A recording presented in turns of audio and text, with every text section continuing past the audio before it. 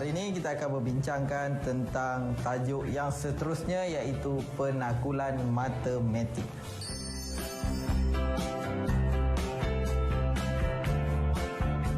Pernyataan. Okey. Ayat yang dimaksudkan sama ada benar atau palsu, tetapi bukan kedua-duanya. Teluk Intan terletak di negeri Sabah. Ya ke? Teluk Intan kat Perak. Jadi ini adalah palsu. Pernyataan ini adalah palsu. 2 tambah 3 sama dengan 5. Benar. Pernyataan ini adalah benar. Hasil tambah sudut dalam sebuah segitiga ialah 180. Yang seperti kita semua tahu bahawa itu adalah benar. Cristiano Ronaldo bermain untuk Selangor. Benar kata tidak? Palsu. Jadi pernyataan itu adalah pernyataan palsu.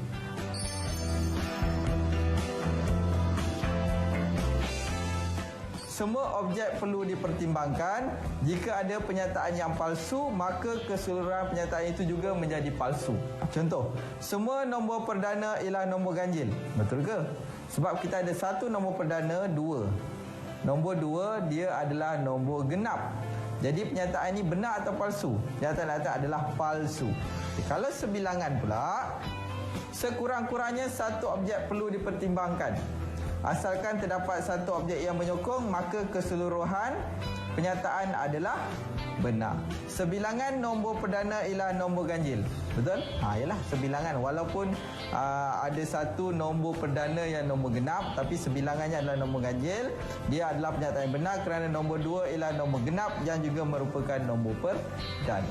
Perkataan bukan atau tidak boleh digunakan untuk mengubah kebenaran atau kepalsuan sesuatu pernyataan. Nombor 5 ialah nombor perdana. Benar. Betul, nombor 5 nombor perdana. Kalau kita gantikan ialah tu dengan bukan, 5 bukan nombor perdana. Palsulah jadi pernyataannya. Okey? 5 tidak boleh dibahagi tepat dengan 4. Benar. Benar pernyataannya.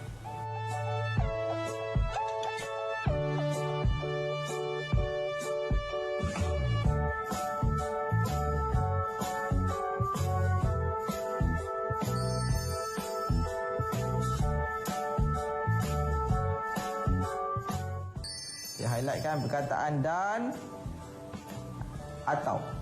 Dua perkataan tu boleh digunakan untuk menggabungkan dua pernyataan menjadi satu pernyataan baru. Pernyataan baru terbentuk daripada dan hanya akan menjadi benar jika kedua-dua pernyataan itu digabungkan itu benar.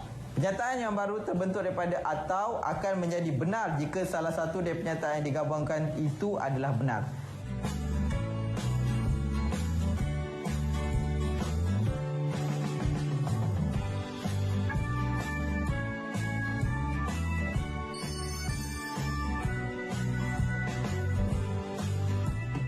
Suatu pernyataan yang menggabungkan hipotesis dan akibat menggunakan ayat jika P maka Q. Ini ayat yang kita kena tahu ini je. Kita tengok, jika X ialah integer positif, ini dinamakan antijadian, maka 2X ialah nombor genap, ini adalah akibat. Kita tengok contoh. Tak faham yang ini, kita tengok contoh. Jika ABC ialah segitiga, ini yang pertama, maka sudut A tambah sudut B tambah sudut C sama dengan 180. Kalau kita tengok hipotesis ini adalah yang ini. Okey. Manakala akibat ialah akibat ni yang inilah. Dia dihubungkan dengan ayat jika dan juga maka. Satu pernyataan yang mengandungi jika dan hanya jika adalah singkatan daripada dua implikasi. P, jika dan hanya jika Q. Implikasi 1, jika P maka Q. Implikasi 2, jika Q maka P. Set P ialah set kosong. Jika dan hanya jika set P tidak mempunyai unsur. Okey, maksudnya kita kena buat dua implikasi. Set P ialah set kosong. Ini kita namakan dia. Okey, ini P. Jika dan hanya jika set P tidak mempunyai unsur. Kita gabungkan dengan perkataan jika dan maka. Ini P, ini Q. Mula-mula kita gabungkan P ini kita letak depan. Jika, okey, kita ambil ni. Set P ialah set kosong, gabungkan dengan maka Q dia P tidak mempunyai unsur. Itu implikasi yang pertama. Implikasi yang kedua, jika set P tidak mempunyai unsur, maka set P ialah set kosong. Kita tukar je P depan, Q belakang. Implikasi yang kedua, Q itu kita letak depan, P kita letak belakang.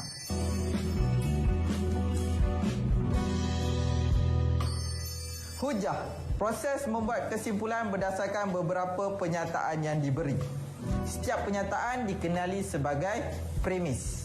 Premis bersama-sama dengan kesimpulan yang dibuat akan membentuk satu hujah. 3 bentuk hujah yang biasa digunakan ialah, kita tengok premis 1, semua A, semua A adalah B. C adalah A, maka C adalah B. Contoh, semua nombor genap boleh dibahagi dengan 2. Sekarang kita ada A dia adalah nombor genap, B dia boleh dibagi dengan 2. 2008 ialah nombor genap. Ini yang 2008 ni adalah C yang baru. Nombor genap A.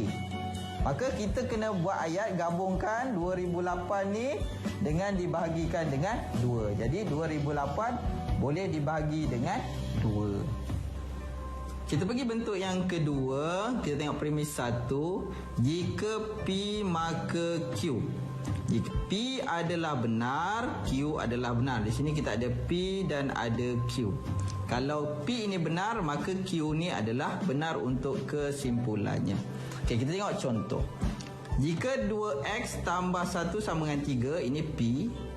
Okey, maka X sama dengan 1, ini Q. Kita tengok pernyataan pada premis 2 ini. 2X tambah 1 sama dengan 3, maka sama dengan atas ni. Okey, maka X sama dengan 1, kesimpulannya X sama dengan 1. Sebab ini adalah benar, maka kesimpulannya kita ambil yang Q ini adalah benar, X sama dengan 1. Manakala bentuk yang ketiga pula, kita tengok premis 1. Jika P maka Q. Bukan Q. Tadi kita tengok P mula, sekarang ni Q dulu. Bukan Q adalah benar, bukan P adalah benar. Okey, kita tengok contoh untuk lebih kefahaman lagi. Okey. Premis 1. Jika A subset bagi B, maka A kesatuan B sama dengan B. Okey, kita tahu bahawa yang ini P, yang ini Q. Premis 2, A kesatuan B tak sama dengan B, maka ini adalah untuk yang Q tadi. Ini Q. Kalau Q bukan Q adalah benar, maka kesimpulannya di sini bahawa A bukan subset bagi B. Itu untuk kita ambil untuk nilai yang A bukan subset bagi B untuk kesimpulan. Seterusnya kita pergi kepada didaksi. Apa itu didaksi? Didaksi adalah proses membuat kesimpulan bagi kes khusus berdasarkan pernyataan umum yang diberi. Maka biasanya ini lebih kepada formula lah. Macam contohnya formula umum Y sama dengan MX campur C, ataupun lain-lain formula yang biasa kita gunakan. Suatu pernyataan umum yang diberikan itu pasti, maka kesimpulan yang dibuat secara didaksi juga adalah pasti dan tidak perlu dibuktikan lagi. Maknanya memang betul lah apa yang dimaksudkan melalui formula itu. Kita tengok pada contoh untuk lebih memberi kepada kefahaman kamu. Okey, contohnya diberi sudut keluaran sebuah poligon sekata ialah NCC sama dengan 360 bahagi N. 360 darjah per N. Apakah kesimpulan yang dapat dibuat untuk sebuah pentagon sekata? Kita tahu bahawa pentagon ada berapa sisi? Ada 5 sisi. Okey, ada 5 sisi. 5 ini adalah dia punya sisi. 5 ni adalah N. Jadi kita ganti untuk kesimpulan yang dibuat, kita gantikan nilai N itu dengan 5. Jadi sudut keluaran pentagon sama juga dengan 360 darjah bahagi N tadi kita gantikan dengan 5 sama dengan 72 darjah. Jadi kita tahu bahawa yang ini sebenarnya adalah untuk pernyataan umum Okey, manakala yang ini adalah untuk kesimpulan khusus. Itu adalah untuk didaksi. Memandangkan pernyataan umum yang diberi ini adalah pasti, maka kesimpulan yang dibuat secara didaksi juga pasti dan tak perlu dibuktikan lagi. Memang sudut plural untuk pentangguh adalah 72 darjah. Aruhan adalah satu proses membuat kesimpulan umum berdasarkan kes-kes khusus yang diberikan. Yang tadi kita daripada kesimpulan umum pergi khusus. Yang aruhan ini adalah berdasarkan kes-kes khusus. Kesimpulan umum yang dibuat secara aruhan tidak bersifat pasti, kerana kesimpulan itu dibuat hanya berdasarkan beberapa kes khusus saja. Kebenaran kesimpulan itu masih perlu disokong dengan bukti. Okey, kita teruskan dengan contoh. Okey, kita pergi dengan contoh. Diberi satu urutan nombor 9, 15, 23 yang mengikut pola di bawah. Okey, diberi daripada pola yang diberi ini, apakah kesimpulan yang dapat dibuat bagi urutan nombor itu? Kita tahu ini adalah kes khusus. Kes yang khusus. Diberikan kes ini khusus. Okey, apakah yang kita boleh buat kesimpulan berdasarkan urutan nombor itu? Okey, kalau kita tengok pola, biasa melibatkan pola urutan nombor ni.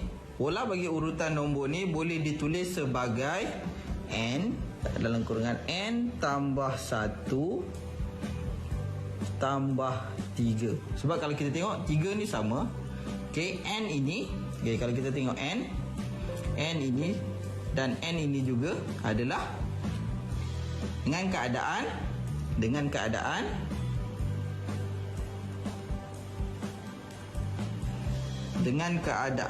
n sama dengan 2, 3 dan 4 dan seterusnya. Yang ini kita namakan dia sebagai kesimpulan umum. Okey, ini adalah kesimpulan umum bagi aruhan tersebut. Kesimpulan umum yang dibuat secara aruhan, kesimpulan umum ini yang dibuat secara aruhan bersifat tidak pasti. Kerana kesimpulan ini dibuat hanya berdasarkan beberapa kes. Kalau macam ni kita berdasarkan kepada kes yang ini sahaja. Kebenaran kesimpulan itu masih perlu disokong dengan beberapa bukti. Lengkapkan pernyataan berikut dengan menggunakan pengkuantiti semua. Sama ada kita nak letak perkataan semua atau sebilangan untuk membentuk suatu pernyataan benar. Cuba kita letak semua. Semua persamaan kuadratik mempunyai dua punca yang sama. Tak boleh. Ada yang persamaan kuadratik yang tak sama dia punya punca dia. Maka kita kena letak sebilangan sebab sebahagian saja. Jadi kita tulis sini sebilangan yang membolehkan pernyataan ini menjadi benar. Tulis dua implikasi berdasarkan pernyataan berikut. Implikasi ini biasanya kita gabungkan dengan perkataan jika, tengah-tengahnya maka. Okey, implikasi satu kita letak P depan, Q belakang. Implikasi yang kedua kita letak Q depan, P belakang. Ini mudah. Kita kesan dulu mana P mana Q. Tuliskan dua implikasi perkataan berikut. P tolak Q lebih besar pada kosong. Ini satu. Okey. Lagi satu, P lebih besar daripada Q. Kat situ. Okey, kita sambungkan dengan perkataan jika. Jika mula-mula yang kuning tu kita letak depan, P tolak Q lebih besar daripada kosong, maka P lebih besar daripada Q. Okey. Kita dah letak kuning depan. Sekarang kita letak biru ni pula depan. Jika P lebih besar daripada Q, maka P tolak Q lebih besar dengan kosong. Selesai, senang, tak payah kira. Untuk penanggulan matematik ni dia tak perlu kira. Tapi kena faham perkataan hujah, apa yang dimaksudkan hujah, premis, apa dia implikasi, mana P, mana Q, tengok bentuk-bentuk yang diberikan. Harapnya semua boleh faham dan boleh jawab soalan.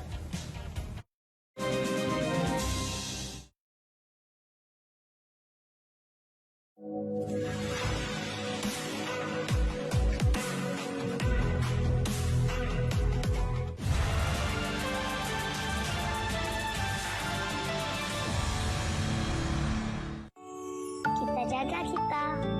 Duduk rumah, jangan tumpik. Pastikan jarak 1 meter. Tengok saya dan adik saya. Duk ontok-ontok ke rumah. Sila patuh arahan. Ingat, My friend, remember, just stay at home.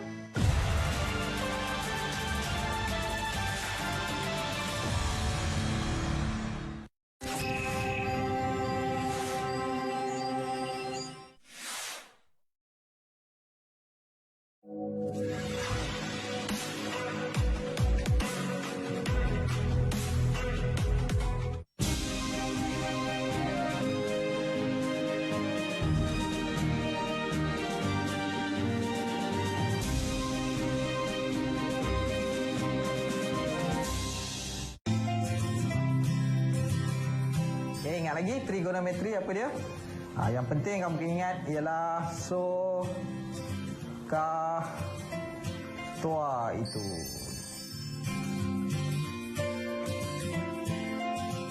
Bulatan yang berjejari 1 unit dilukis pada satah kartesan. Ini satah kartesan. Kita ada paksi X di situ dan ini adalah paksi Y. Itu satah kartesan. 1 unit maksudnya jejari dia bernilai 1 unit untuk bulatan tersebut. Berpusat di O, okay, 00. Bulatan dibagi kepada 4 sukuan.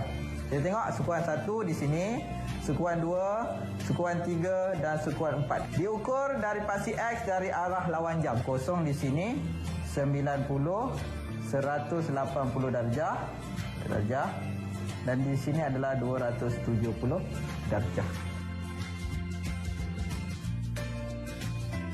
Bagaimana kita nak gunakan bulatan unit ini untuk mencari nilai sin, nilai cos dan juga nilai tangent. Okey, sin theta. Maknanya kita ambil daripada paksi X itu theta di sini. Theta di sini, ini theta dia. Okey, ini theta dia. Kita ambil pada sukuan yang pertama dulu ya. Sin theta, sin maknanya opposite per hypotenuse. Hypotenuse kita ni adalah nilai dia 1. Sebab dia adalah jejari. Ini hypotenuse. Nilai dia 1. Jadi opposite dia adalah pada paksi Y. Nilai pada paksi Y.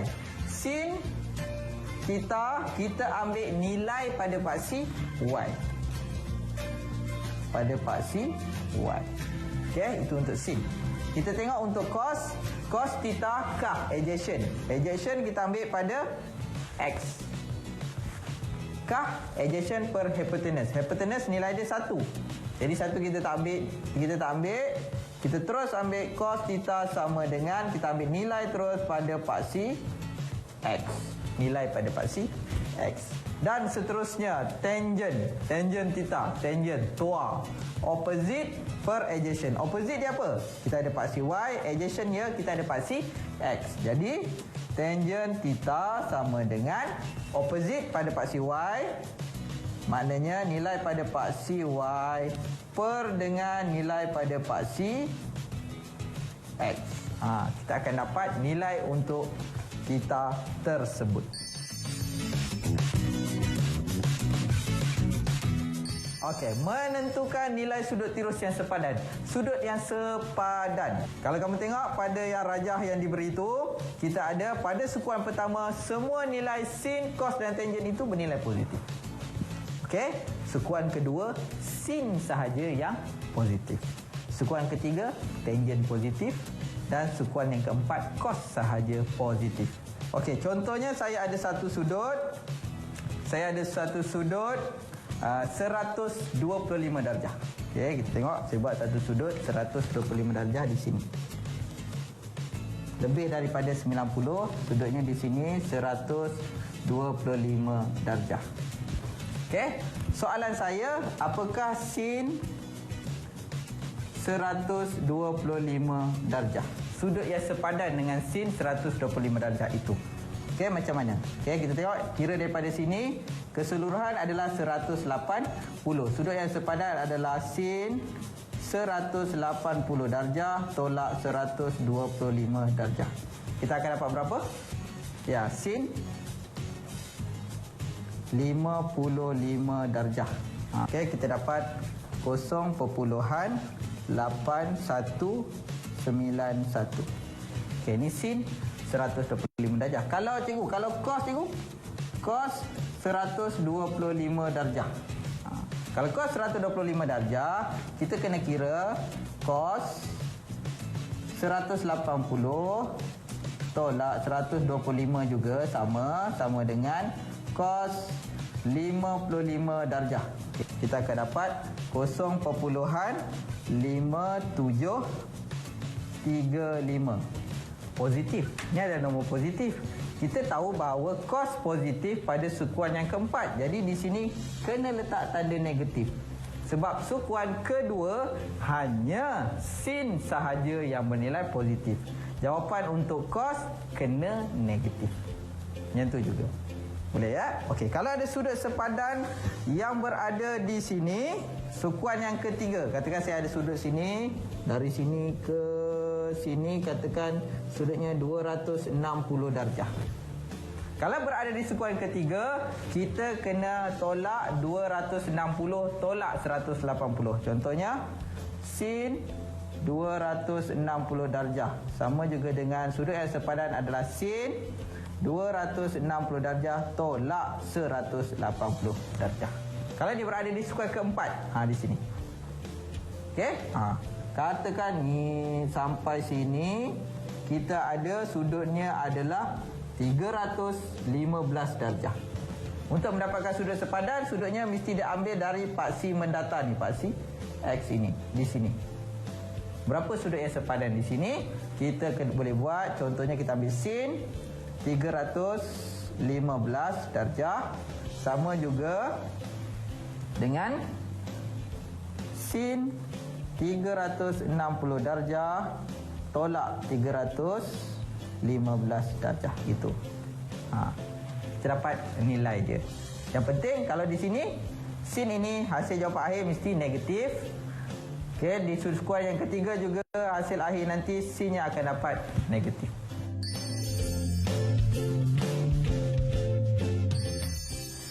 Okey, dalam rajah di bawah, MPQ ialah sebuah segitiga bersudut tegak. MPQ, segitiga bersudut tegak. Memang ada sudut tegak di sini. Diberi bahawa QN 13, tuliskan QN di sini 13 cm. MP 24. MP yang ini semuanya 24 jarak dia. N ialah titik tengah MNP. N ialah titik tengah MNP. Maknanya kalau 24 titik tengah ni, sini 12, sini juga 12. Cari nilai tangent Y. Ni kat sini, mana boleh dapat tangent? Jadi di sinilah kita gunakan sudut sepadan. Kita buat letak sini. Ni kita letak sini theta. Kita letak theta. Jadi dia nak cari tangent tua. Kalau kita keluar tua, opposite per adjacent. Opposite ni kita tak ada. Nak buat macam mana? Kira lah. So, ni adalah hipotenus.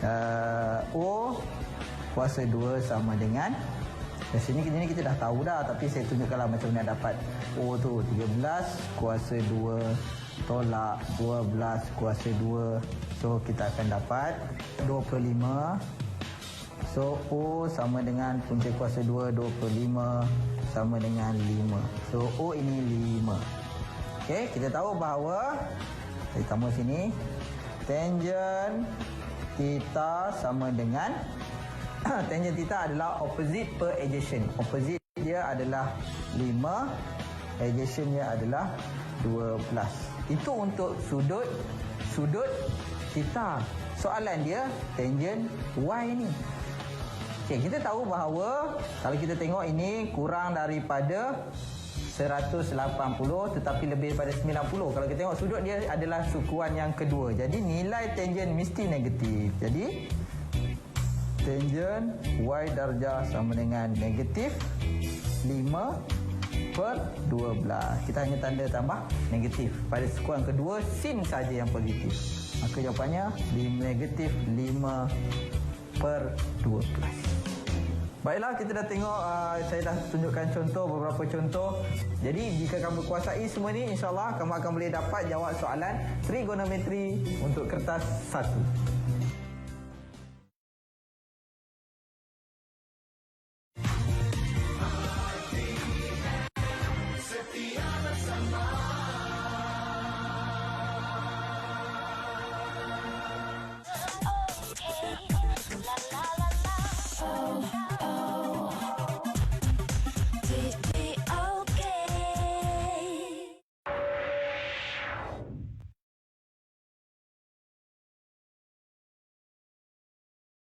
Rancangan Jelajah Kasih ini dibawakan khas oleh Andalusia Travel and Tours di Berhad.